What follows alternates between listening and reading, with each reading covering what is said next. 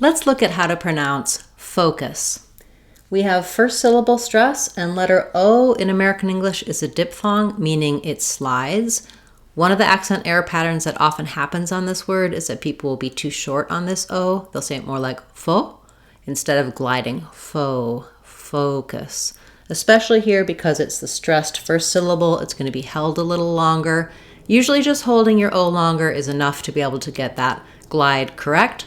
But if you want the technical details, when you're saying O, the jaw closes a little bit and the tongue raises a little bit as you say that O diphthong.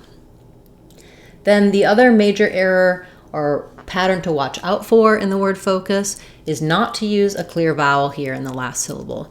You might even think of it almost as having no vowel, kiss, focus, kiss. So there is a little schwa there, or you could use a little I sound like in the word kiss, but you want it to be very short. Definitely not an U. Watch out for focus.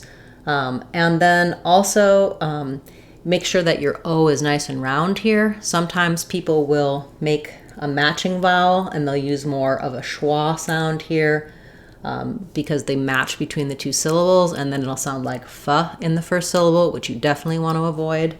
So practice saying, for example, no focus, go focus, to really focus on getting that clear O sound.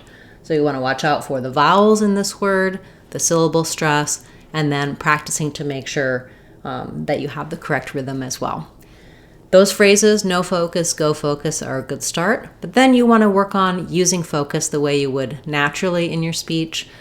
So I'm focusing on a project. What's your focus this week? We need to focus on that more clearly. Thanks so much for working with me on this word focus, and I look forward to seeing you in our next class.